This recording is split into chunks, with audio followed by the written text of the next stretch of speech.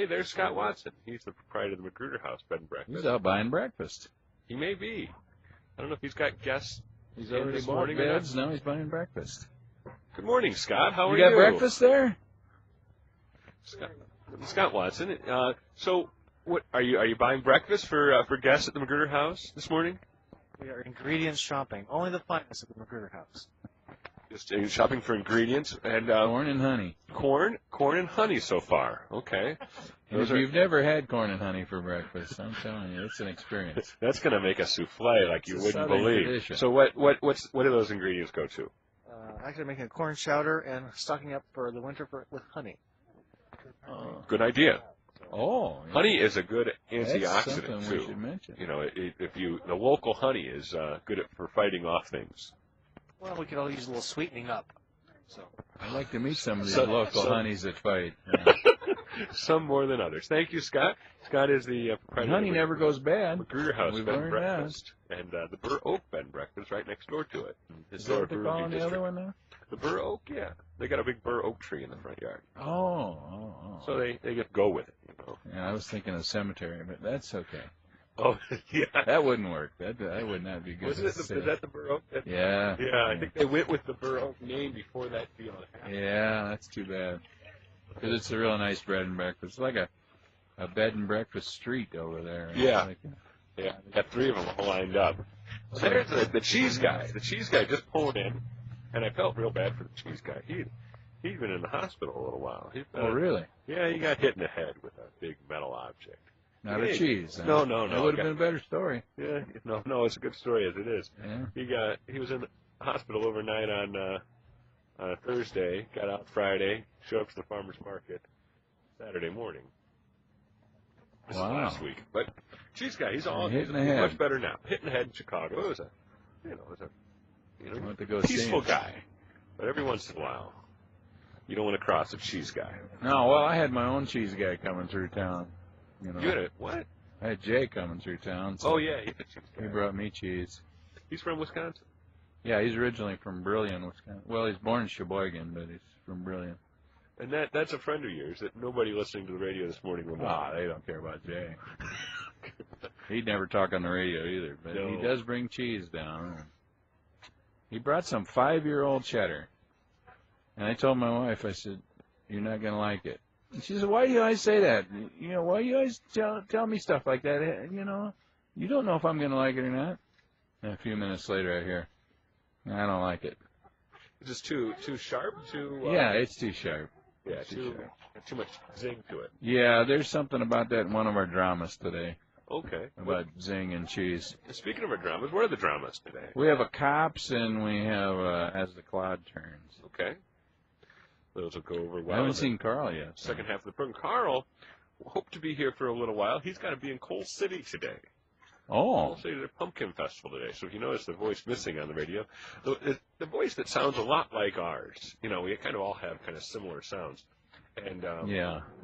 He's got that Berwyn twang, though, that we don't have. No, yeah, he's got a little extra thing going. Berwyn Burr. Ilana's back. With the newspaper. You ready for a sports report, Bill? Yeah, let's see what happened in the world of high school football last night. Well, I'll hand the sports page over to Bill, and he'll act like a radio personality doing sports. We don't have all the access to all the things you have in the studio, so sometimes you just have to go. It's bad radio form just to go pick up a newspaper and tell people what happened, but, Well, it'd be worse if we just grab people and ask them. Yeah. But the rumor was that it was rained out. But I didn't know football got rained out. Uh-oh. I guess that's pros. Just as McNamara was doing so well. Oh, no. They got beat 50-6 yesterday. Who did that? De La Salle. Oh, they're a powerhouse, though. Yeah. Well, that's you got to just be happy to get out of there alive. You should finish a high school football game alive. Oh, that's a main goal for a lot of teams. Even in college, a lot of those small schools that go play Wisconsin or something, just getting out alive. You get the check and you leave, That's it. But I noticed on Comcast 418 last night, which I don't get, I found out. Yeah. My son-in-law's old high school, Bishop Gorman in Las Vegas, was playing Green Valley in Las Vegas. And so I guess they're powerhouse enough to get on this nationwide stuff, but I can't see it because I'm too cheap to buy all that stuff. Yeah. Hey, some of the other things coming on this weekend, after Farmers Market today, down at the depot, or our newspaper's going to blow away. I'm worried. Oh, there we go. My lawn is holding. The Fall Festival, celebrating families and communities, that's going to be happening at the depot right after Farmers Market today. And that goes on until 4 o'clock. Then tomorrow, the courthouse centennial celebration. Oh, yes. You know, you really, I'm going to say you don't usually, but really you never get an opportunity to go inside the courthouse. For a good thing. For a good thing, yeah. And we were talking about that the other day. There really is no opportunity that kids really don't have much of a reason to be in the courthouse. No, they shouldn't. They shouldn't. But now there's so much to see and look at inside. They really should go check it out tomorrow, 11 until 4. Lupe Carroll will be playing. They've lined up automobiles from every different era of the courthouse. Stolen cars. No. Judges' cars. Lawyers' cars.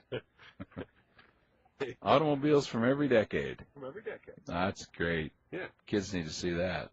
And but kids and adults alike will have a chance to go inside the courthouse. You can bring your cell phone in there now. You can, yeah. Well, they're loosening some of the rules up. You know, the weapons and things, they still are going to be having them outside. But you can bring a camera inside the courthouse and take pictures everywhere. You can pose like Perry Mason in the courtroom. Yeah, you can do that. Put somebody on the stand, and you can be confronting them, badgering a witness. Do you have a badger with you? Bring a badger in there. That's a weapon. You can't bring a badger. You could probably bring a badger with you if you really wanted to. And do some courtroom jokes like badgering the witness, and yeah. Bring a ladder because you're taking it to a higher court, and bring a case of beer to say, Judge, I have a new case. You know. You'd have to bring like a whole little station wagon. You'd have to have like a carrot top prop wagon, you know, full of, and you could do all those little courtroom puns. Yeah. Yeah, the witness turned a little pale, and he turns a bucket over, you know. Just a little one. Yeah. A little sand pail. The kids use, you know. You can have fun at the courthouse, because otherwise, if you're there, it's probably not going to be fun. No, you've got to be there for real serious issues. I have had some fun meetings in there. Just when you're on the inside. You know people, but this is a chance for everybody. Yeah. To go in a courthouse, you know, play judge and jury, and we find the defendant guilty. It'll be fun, won't it? I hope people take advantage of that tomorrow. Your Honor, I have an appeal. Well, not to me, you don't. Great courtroom jokes. There's a lot of courtroom. You bring your video cameras.